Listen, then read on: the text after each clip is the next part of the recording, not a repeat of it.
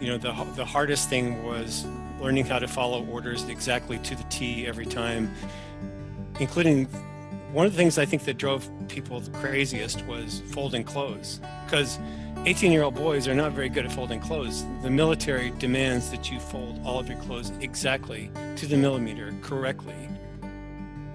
When he asked me what I wanted to be, I said I want to be a photographer's mate, and he said no. And the reason he said no is because they had plenty of photographers, but he said you don't want your hobby to be your job. So he talked me into becoming an operations specialist after first trying to talk me into going to submarine school. But I'd seen submarine movies.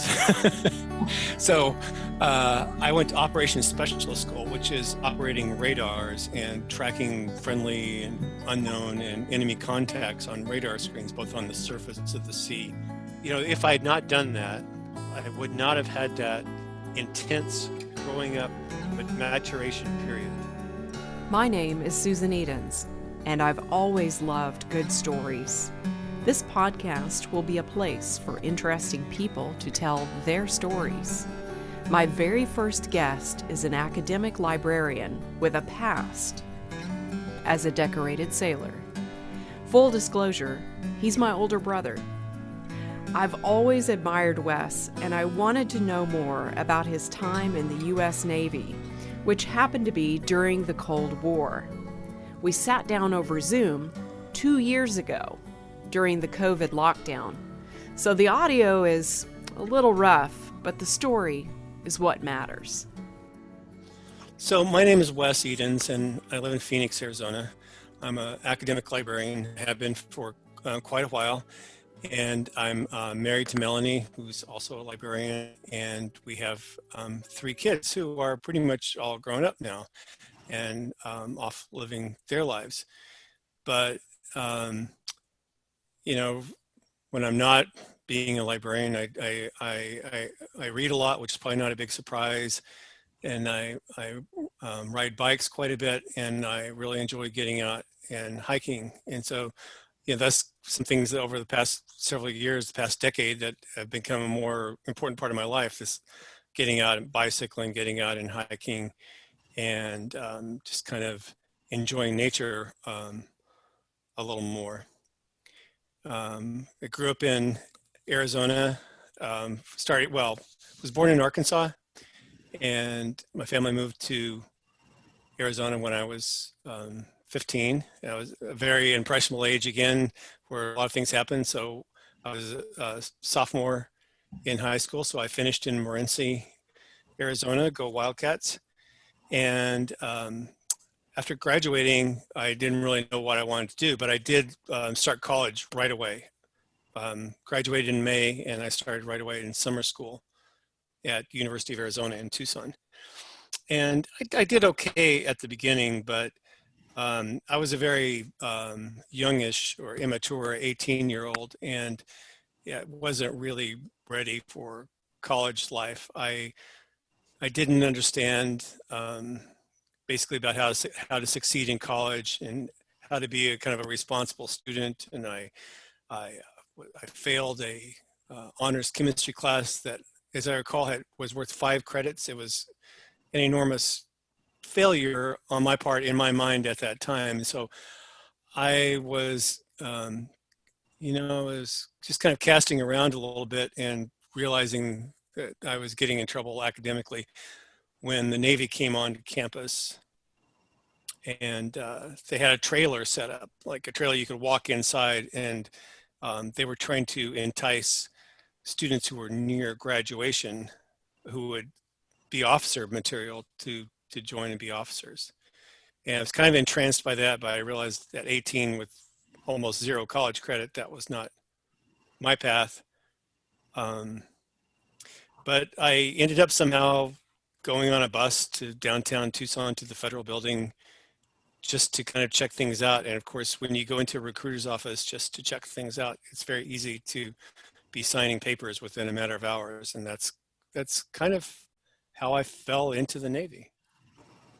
You have some family history with the military, and an uncle who at that time was still serving in the Navy. Oh, that's true. And that was another kind of influence on me. It was when I was 11, I'd gone down with my grandparents to Florida and I saw him graduate from basic training there. And, Orlando, Florida is a pretty cool place when you're 11 years old and you see your uncle in Navy whites. And, um, that did leave an impression on me. He became an officer. Um, and so that was kind of in the back of my mind also. And of course, my dad was a Korean War uh, veteran, so there was a little bit of precedent there. Right. So you visit the recruiter's office. Um, you're already kind of psychologically primed to need to do something else, to need to find something that's going to help you. It sounds like grow more, grow up more, and give you some of those skills. And so, how long is it before you're actually going to boot camp? I don't remember the exact time frame, but it was probably late fall when I signed the initial papers. And then in February of 1981, which coincidentally, is 40 years ago right now as we record this, is when I reported to boot camp in San Diego. So it wasn't a huge amount of time. What did, and what, full disclosure, we are brother and sister. What did our parents think of your decision? Well, as I recall, I called our mom first from the federal building and said, "Mom, I'm at the federal building." And she said, "Oh no, what did you do?" And I said, "No, no, it's nothing like that. I'm joining the Navy." And I know she was shocked, but she was supportive and didn't really, as I recall, didn't have a whole lot to say about it. But she was supportive. Our father, and now as a father, I understand his point of view a lot better.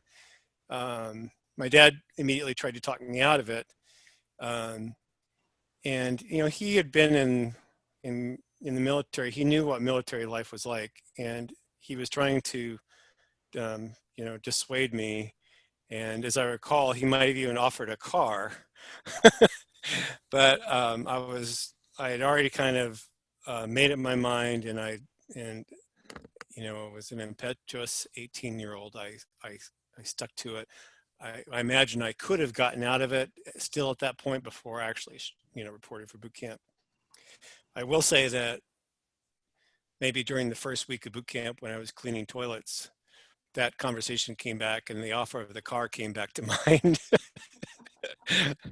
And it started to sound a whole lot better.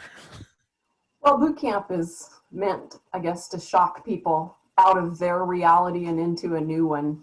And the end game is supposed to be to program you to take orders and do the military thing and be less of a self and more of a part of a unit. But did you have, I mean, had you watched movies and things like that where you kind of saw the stereotypes and you had some preparation in your mind for how shocking it might be? I had a little bit. One of our other uncles had been in the Air Force, and I had heard his stories about Air Force boot camp, which were surprisingly brutal. I mean, because he went in during the 1970s, sometime before I went in, and I had seen, of course, I had seen things like Gomer Pyle. I don't know if I'd seen Full Metal Jacket. I don't think it had come out then. Maybe it had.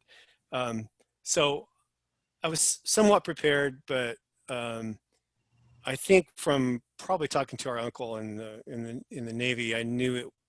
I wasn't like I was going into the Marine Corps, and I think the hardest thing was learning how to follow orders exactly to the T every time, including one of the things I think that drove people the craziest was folding clothes, because 18-year-old boys are not very good at folding clothes. The military demands that you fold all of your clothes exactly to the millimeter correctly and stack them. And they're open on your locker is basically on display, or it was for us.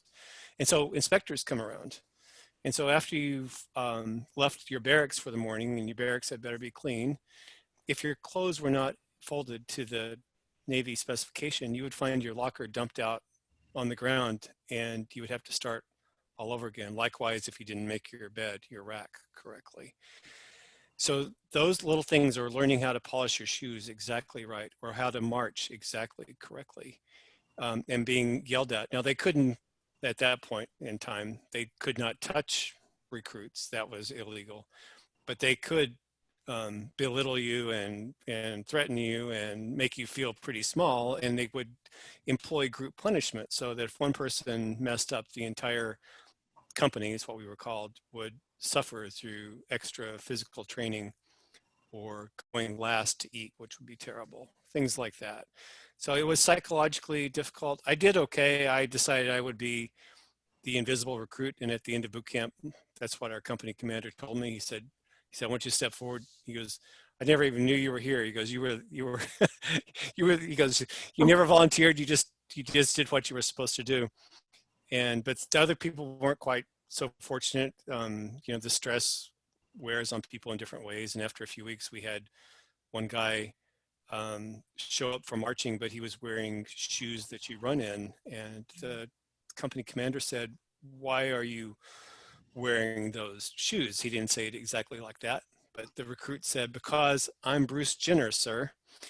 And so the company commander ordered him to start running laps. And psychologically, he went from there downhill, and he was discharged. And another recruit, one morning when we got up, he just wasn't there because he had left. I think that at that point in boot camp, if you were to run away, the Navy didn't try too hard to get you to come back. They didn't really want you that bad. You're not an investment at that point. No. And so yeah, it was tough in a psychological way. We spent a lot of time marching, a lot of time in the classroom, and we learned how to respect and respond to authority, and little things that didn't seem like they would matter, like folding your clothes correctly. Well, if you were on a ship that was flooding and your gear was not stowed properly, you were a liability. So there was a method to the madness. So we also, speaking of damage, we also had to go through damage control school, where they put you into a darkened compartment, like a steel compartment, like you're on a ship, and then water starts gushing in through, cold seawater starts gushing in through holes in the sides, and you have to employ damage control techniques to stop the flooding. And we also had to go to firefighting school while in boot camp, because fire on a ship is a very serious thing. And so that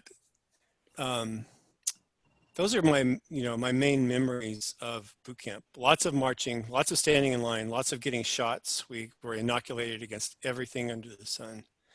So they're building that foundation and getting your body ready and getting Right. your mind ready and everything. And then it really does become this bigger investment, because then you go to a specialty school, right? Right. So I had chosen this before with the recruiter. When he asked me what I wanted to be, I said, I want to be a photographer's mate. And he said, no. And the reason he said no is because they had plenty of photographers, but he said, you don't want your hobby to be your job. So he talked me into becoming an operations specialist, after first trying to talk me into going to submarine school. But I'd seen submarine movies.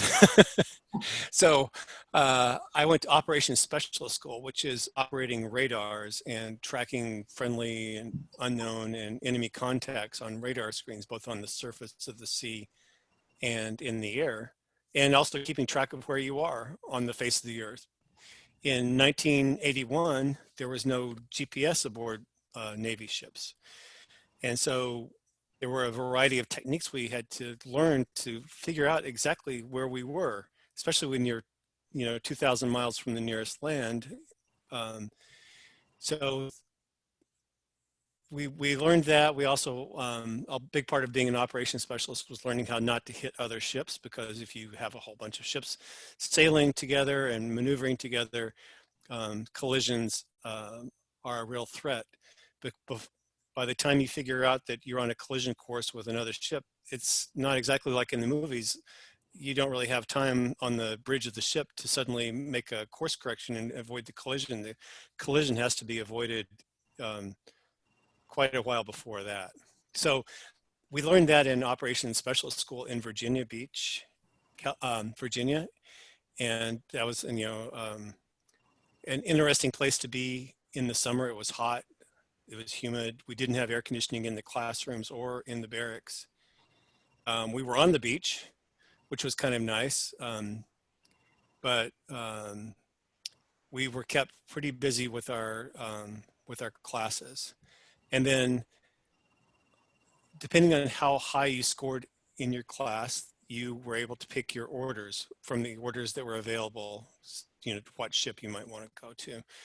And I wasn't at the top, but I wasn't too far from the top. And so by that time, after talking to a lot of people in the Navy, I realized that I really didn't want to be on a ship that would bounce around a lot. So I picked the first aircraft carrier I could, and it was the USS Kitty Hawk. But it wasn't quite ready to go there yet. I had to go to something called NTDS school, which is it was like a computer school, basically, to learn how ships communicate with radar across distances in the battle group, with symbology and sort of like a video game. It's very primitive by today's standards. But if you're to look at, say, a movie from the 1980s where there's an air traffic control tower, and you see the air traffic controller with symbols on his screen, that's very similar to what we were seeing on our screens. And so NTDS was just a way of doing that. So went to Operations Specialist School, then to the Navy Tactical Data School, and then I was sent on to the USS Kitty Hawk, which was at that time underway in the Indian Ocean. All right, I have something for you.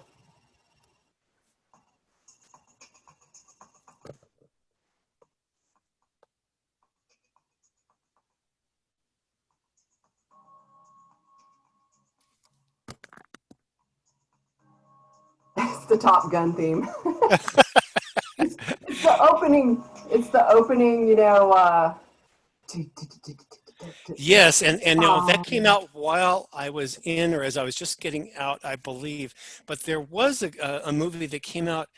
A lot of what we learned in our schools was confidential, and in fact, I had a secret clearance to take the school.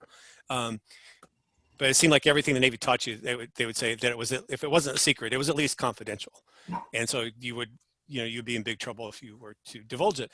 But I remember that there was a movie that came out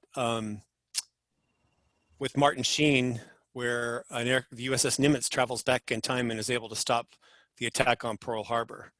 I'm trying to think what the Philadelphia Experiment. No, not that one. That's when the ship becomes invisible. Oh, okay. This one's a time traveling one, but there was so much detail about the ships. I remember one of my. Hold on a second.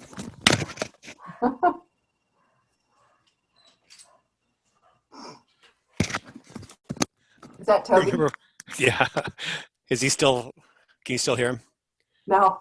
Okay. So I remember one of my shipmates saying, why did they bother telling us all this stuff is confidential when they put it in the movie?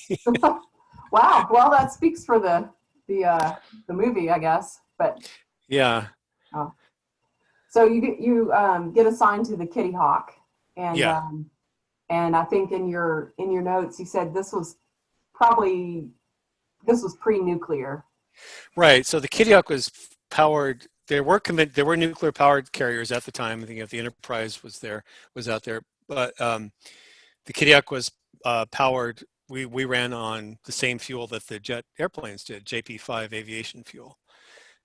They found that in ships that used to burn oil, that was actually a cleaner way of fueling them, more efficient. So Kitty Hawk was not nuclear, and it was pretty old. It had been around since the Kennedy administration. And in fact, at one point it was called the Floating White House because Kennedy spent some time on board. Go ahead.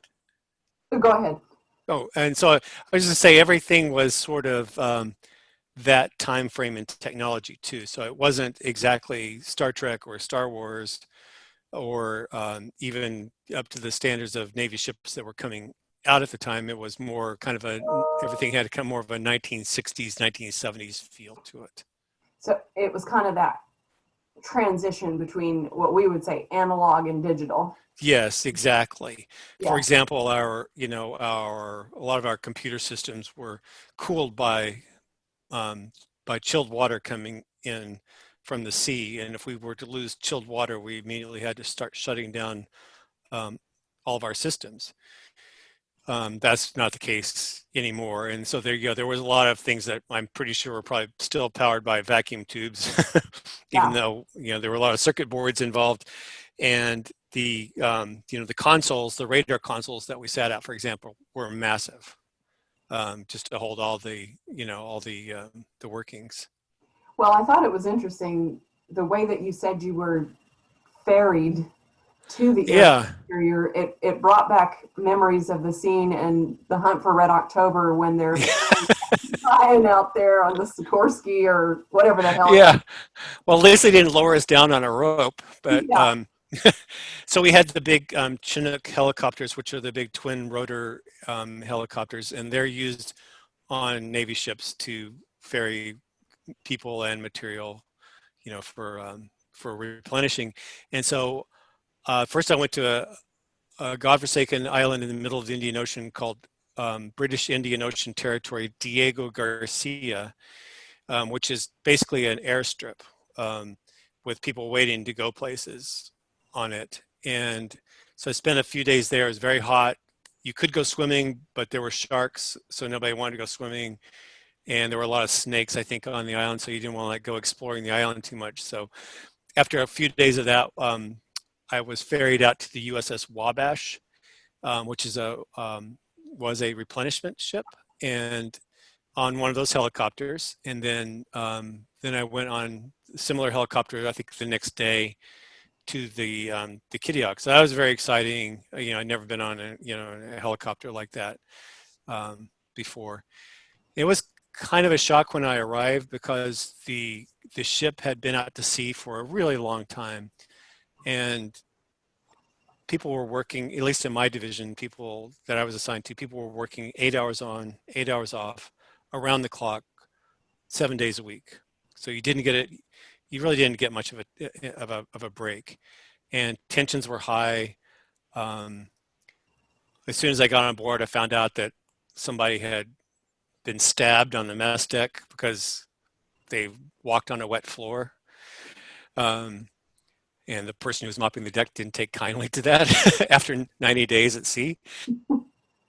And I also found out about man overboard because we had an incident, and this is in all the Navy history books, where a jet came down while another one was trying to get out of the way on the flight deck, and they touched. And the plane that was touched was shoved forward. The pilots were still in the plane. They felt themselves being pushed off the ship in their plane.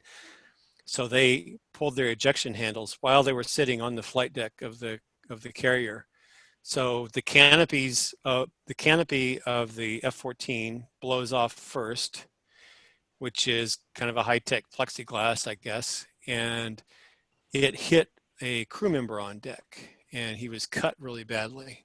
The pilots were picked up quickly out at sea, and the plane that had touched them was able to circle around for a while and come back and land. So what happened was the person who was injured, the crew member on the flight deck, and the flight deck of a carrier is one of the most dangerous places in the world to work, happened to be my blood type. And I found that out because they called away what they called the walking blood bank for everybody who had A positive blood to show up at sick bay. So I ran down to sick bay with everybody else that was the same blood type, but it was too late. The crew member had passed away. And so I found out about having to go to your man overboard station, because the first thing to do when somebody falls overboard is they need to count everybody and figure out who is in the water. And at that time, they knew it was the two pilots were in the water and they were being picked up, but still you go through man overboard. And then I found out about the walking blood bank. And just to tell you, just to show how much tension, people on the ship were still experiencing. Besides all that, in that same 24-hour period, my first 24 hours on board, we had an apparent suicide, another man overboard. This time it was intentional. We were not successful in recovering that person. So it was kind of a sobering arrival on board the ship. Also, the people in my division were overworked and overstressed. So there wasn't really a welcoming party. And so when I got on board, I tried to find out where I was supposed to sleep, and everybody just said, "Well, I'm going to assume this is a family podcast, so I'll just say everybody said go away." And I went and found my own place to sleep. What actually happened to be in another division on board the ship. So I was kind of left to fend for myself and say, "Can I sleep in empty bunks?" Yeah, I just found an empty bunk and I asked around, and the guys in that department, they're like, "Yeah, we don't care." So you have to be a pretty solid confidence, I guess, human, or roll with it human, just that whole process. Yeah, you also have to be pretty desperate to get some sleep. Yeah. So, but I mean, it turns out, like any place else, that the people in my division were just human beings, and there were some really great people in there. Some people maybe, I never really got along with, but they were just overworked, and they've been out to sea for a very long time. And I ended up kind of finding my own way within the division, and things did work out. But when you're, at least at that point, when you were a new person on board an aircraft carrier, those first few days might be a little rough. Well, what was the food like? The food wasn't bad, actually, and it depended on what was going on. For example, if we had visiting dignitaries on board, for example, maybe a congressman was coming on board, the food suddenly got a lot better.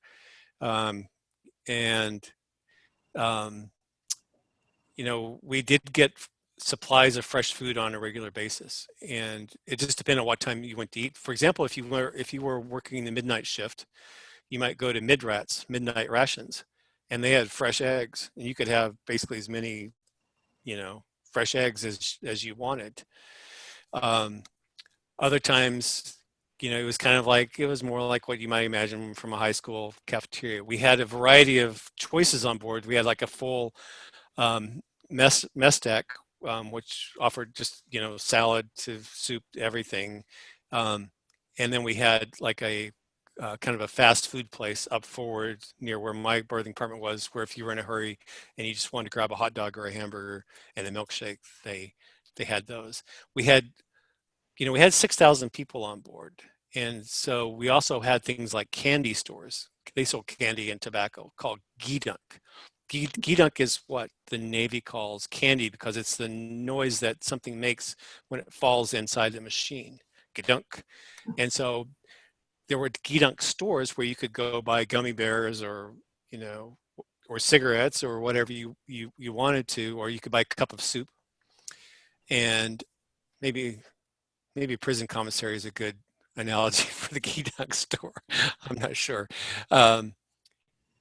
And there were other times when, for example, after the ship had been out to sea for 90 days, they would give us kind of a day off, and there would be activities on the flight deck where we'd stop flying, although the planes would always be ready. We always have Alert 5 or Alert 10 fighters ready to take off because we were, a warship, and it was the Cold War, and we had a mission to fulfill. So there, even though we could, for example, have a barbecue and football games and play Frisbee on the flight deck, Frisbees didn't last very long, by the way. You could go up and have hamburgers and hot dogs and barbecue, ribs and everything, and they would bring on enough beer so that every one of the 6,000 crew members on board could have 2 beers. And that was a massive beer operation. That's a massive So they did little things like that for us. Yeah, they did do little things like that for us. So it wasn't the food was not one of the worst parts of it. Laundry was. Life on board the ship then was when you had to wash your clothes was pretty bad because 6,000 people, you don't have 6,000 washing machines or a place to take care of that. So you put all of your dirty clothes into a mesh bag, sealed it with a giant safety pin, and sent it off to the laundry with a hope and a prayer. And what you usually got back was something that was nominally clean, but it really smelled worse than when you turned it in because nothing left the bag, and it just got rinsed around with everybody else's dirty laundry and then sort of dried a little bit and then sent back to you. So people would people would do their best to maybe wash their own clothes or buy lots of extra uniforms before they got underway. I had one of my shipmates used to think that he could get by just by spraying them. I walked into the berthing compartment one time. He had all of his uniforms laid out on the deck, and he had a giant can of Right Guard, and he was just spraying them down. Well, I know you had some mundane jobs and even some really not glorious new guy jobs when you started out. I think you were talking about cleaning toilets, and you were having to do some fire duty where you just literally follow someone around with that came a little. The fire watch duty came a little bit later, but when you're down low on the totem pole, so E1, E2, in the Navy, somebody has to clean things up, and it's there's no janitors out at sea, so it's you, and so you have to go clean the heads, which we call what we call the bathrooms, after lots and lots and lots of people have just used that bathroom. So it wasn't always the nicest job. And we also, the officers would not be tasked with cleaning their own facilities. So we had to take care of that. And there's always something to clean, scrape, polish. Something needs to be done, constantly. So you would stand watch for 8 hours doing your main job, which might be sitting at a radar scope, which sounds like fun, and it was kind of, but then when you could get off, you weren't able to just go relax, watch TV, or read a book, or go to sleep. You might need to, you might be assigned to a cleaning party to clean up a head for 4 hours, or maybe this is the time when you need to go to the post office and you need to go see the dentist, and you need to take care of this and that. And before you know it, 8 hours has gone by, and now it's time for you to be back alert and ready to sit on the radar scope again for 8 hours. So that was kind of a grind at times, the 8 hours on, 8 hours off. So when we did get a break, when we did pull into a port, or we did have a kind of a stand down and get a kind of a break from the duty, it was always a welcome break. Well, as you said, this was early 80s, Cold War still in effect. And we're watching news every night, kind of seeing what we can find out what the Soviets are doing. And, and you're out there, I think what the term is operating, but it's kind of funny to me because I remember that it would be called a cruise. Yeah. Not the cruise that I think of that I want to go on the ocean. Right. But right. So these were Westpac cruises, and so it was Western Pacific and the Indian Ocean. And we did get to go to some interesting places, but usually only for 2 or 3 days at a time. And you can't let all 6,000 people go at the same time, so you have to sort of take turns with liberty. But we did get to visit Australia. People were very welcoming there to us. Singapore, we spent a lot of time in the Philippines, spent a little bit of time in Hawaii. We got to go to Hong Kong. Those are some of the places at that time that we got to go to on a Westpac cruise. But of course, 99% of the time we were out to sea, and the carrier spends the most time out. The smaller ships can relieve each other and go in and out of ports while the carrier fulfills the mission of staying out at sea and flying planes. One of my jobs later on, when I worked in the air side of things, was keeping an eye out for Russians. One of our main jobs, and if you've watched the original Top Gun movie, you can see um, a lot of our activity was based on keeping an eye on the Russians and making sure that they never flew over us without an escort. So part of my job was to make sure when we saw an unidentified aircraft in the air, was that we would make sure that we could identify it in a variety of means. We might have one of our radar planes up taking a look at it, but a lot of times we sent fighters up to actually take a look. And so they would maybe slip in behind an aircraft to see if it really was an airline there, or to see if it was a Russian Bear bomber coming out to fly over the battle group. We never had any hostile incidents between the Soviets and ourselves, and I think that's a credit to the professionalism of the airmen and the sailors of both the U.S. and the Soviet navies at the time, because when you're in such close proximity to each other in a state of semi-aggression, things could have gone really bad. We had small Russian ships followed American ships around all the time, almost like they were part of the battle group. So we would sometimes see, Russian boats keeping an eye on us, and again, we were always looking out for them. But there was a lot else going on too. My ship was awarded a Navy Expeditionary Medal because we were serving in the not exactly the Middle East, but close enough during the time that the Iran and Iraq war was going on. We were supposed to be a stabilizing influence in the region. So we were always a little bit concerned that maybe the Iranians would decide to try something, but at least when I was in with us, they never did.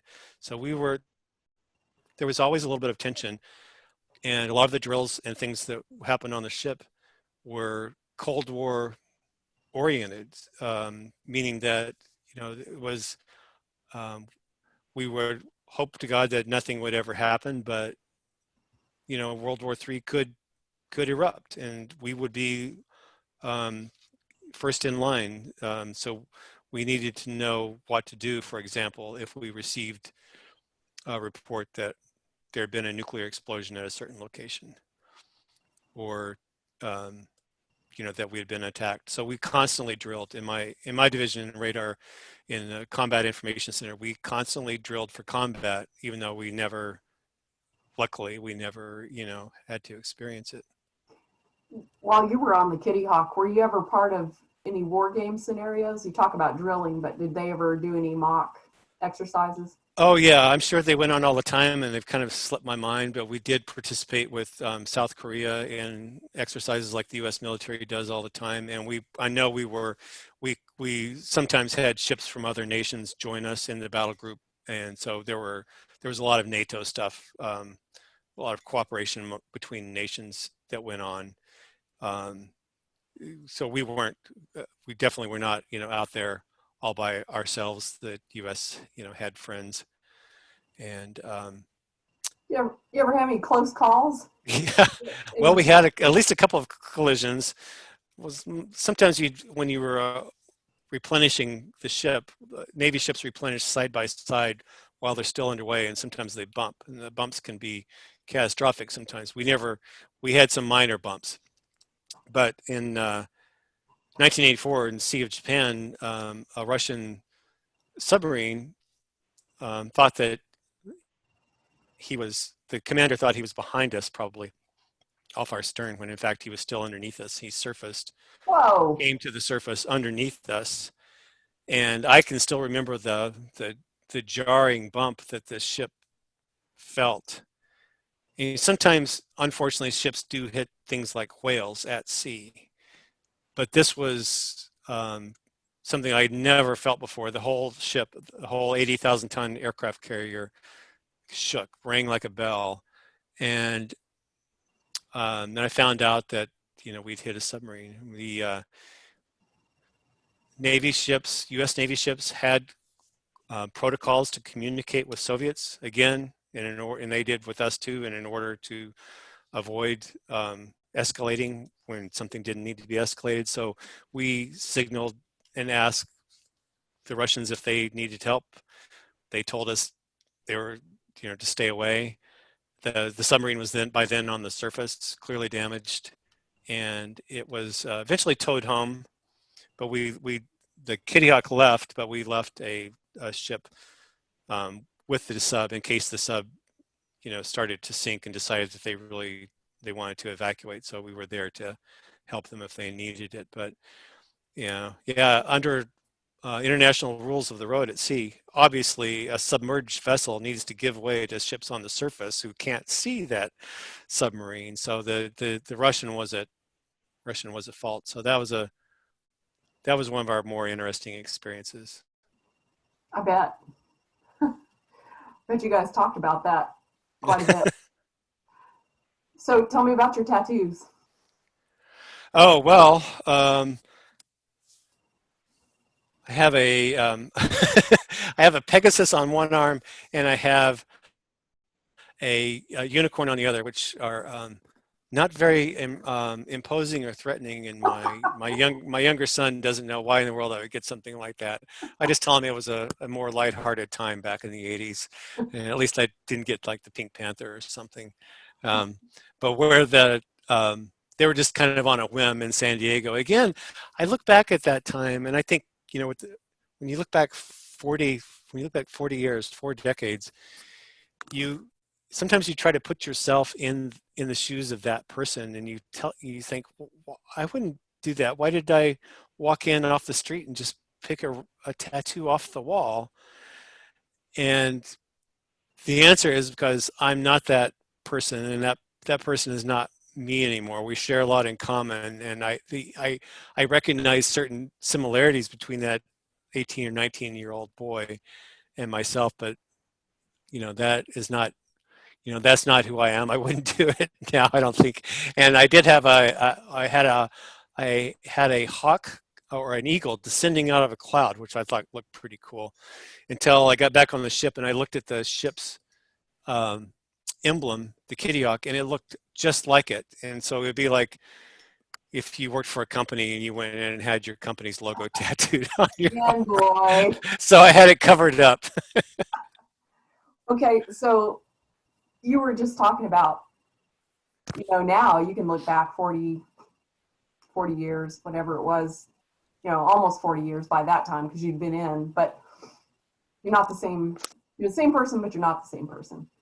So if you think back to about the time you were making that decision to get out of the Navy, you clearly were no longer that person who went into the Navy. Yeah. And what made you decide to do that? Was it an incident, or did you feel like you kind of had more direction now and you knew what you wanted to do? Well, I think by that time I was more ready to resume civilian life. I had just kind of, there were a lot of good things about being in the Navy. And just in general about being in the military, one of the things is you have very little autonomy, especially as a junior enlisted person. And I still was as an E5. So you were subject to a lot of command and control over your, what you did, when you did it, and so forth. And I was really ready to resume civilian life and go back to college. That was the main, my main reason for getting out. I was, a little bit disillusioned, and, by the time you're in a few years and you're talking to everybody else around you, everybody's like, yeah, are you a short timer? I'm a short timer. I'm getting out in 2 months. I've only got 1 month left. I've got 2 weeks left. So there's like a lot of excitement about getting out. I did turn down a sizable re-enlistment bonus. They would have paid me, for me at the time, a pretty good check, and then every year after that they would give me another piece of that re-enlistment bonus. They found out early on not to give people re-enlistment bonuses all at once because they would just take it and disappear. So I did turn down a re-enlistment bonus, but by that time I had some money for college through the military, and decided to get out and try it. I would say disillusionment was part of it, and at the time I got out, I really didn't want to have by the way, I was not like getting out all the way. I Part of my contract called for me to be in the active reserve for 2 years, a year and a half. I had to go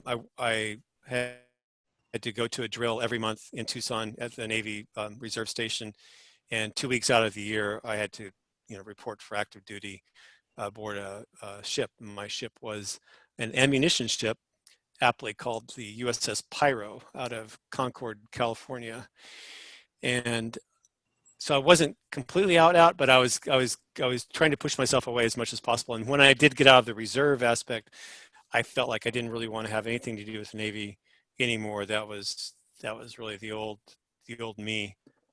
But recently I started rescuing some pictures from photo albums, and I wish I had done it earlier because they really deteriorated over time.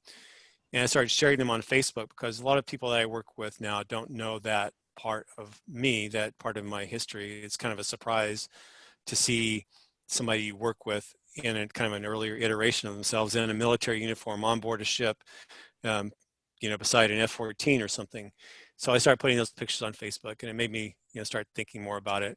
Also, about the same time, I realized I didn't have my medals. I won some medals just for being, where I was at the time. And so I wrote to the National Archives, and they researched my case, and they sent me my medals.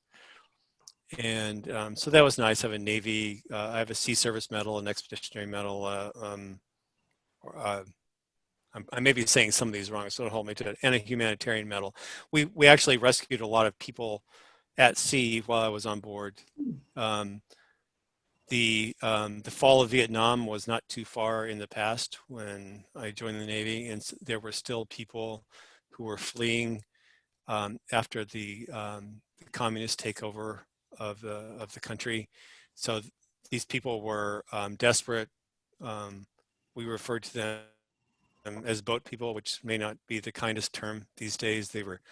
Um, they were human beings who really needed help. And so the ship was able to pick up hundreds, if not thousands, with the battle group of people in flimsy boats who were fleeing for their lives. And for that, every crew member got a humanitarian service medal.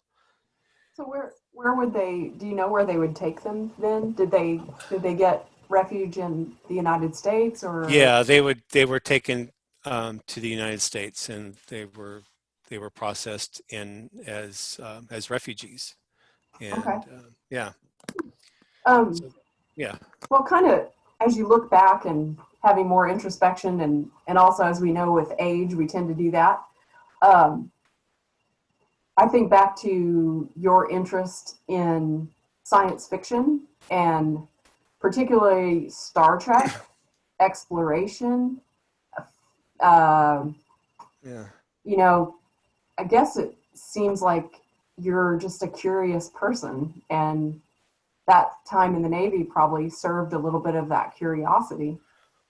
Yeah, I mean, being able to see those places that we saw, to be able to see Hong Kong from Victoria Peak at night all lit up, or to have a Vegemite sandwich in Australia and go explore the sand dunes, or to see the ancient capital of Korea. Um, all those things were very exciting. And it was also, um, it also helped me as a curious person to to meet people who were a lot different than I was, to kind of get out of my bubble, to meet people who had come from vastly different backgrounds, who had had different experiences in life, different religions, different races. We were all, you know, packed into that ship together, and you had to learn how to get along and how to ask questions. And when you're 18, 19 years old, that's not always the easiest thing to do. So all that, yeah, my curiosity was definitely fed by that, and it had a lot to do probably with with my joining. Well, I appreciate you coming on the debut podcast. telling your story. Because as you said, we've all got layers, and if we've had much time on Earth, we have a kind of past careers sometimes and whole different lifetimes. And sometimes they're very short, but we can pack a lot into them sometimes. And, that's something I hope to do with this podcast is hear from people and also people that aren't here anymore, with what legacies and stories and histories and genealogy that they have left behind. So if you think back to when and you're just one of hundreds of thousands of college students that fails a class, but, you failed a very difficult class too. So I think we have to kind of mention that. But if you had not failed that class, do you think you would have joined the Navy?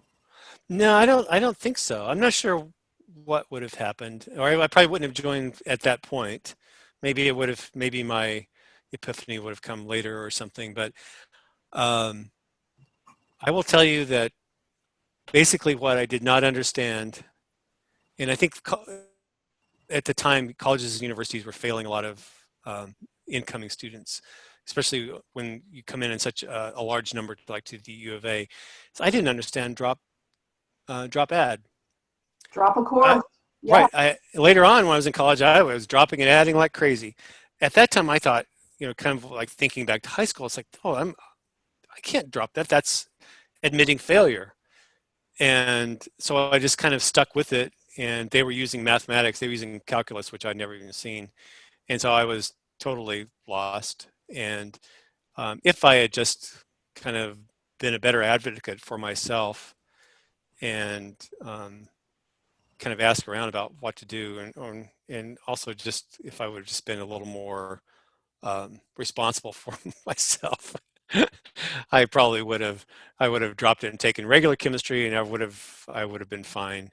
But things are what they are. The Navy was, if I had not done that, I would not have had that intense growing up maturation period. I would have continued, slowly growing up in kind of a very cloistered, environment on campus. So I don't regret for a minute that I joined the Navy. It's a very important part of my life, and an important part of, who I am today. Well, that's a wrap. I'm so grateful to Wes for being the first guest, and I hope you have enjoyed the first episode of Story Chaser. More stories from interesting people are on the way, so don't forget to rate, review, and subscribe.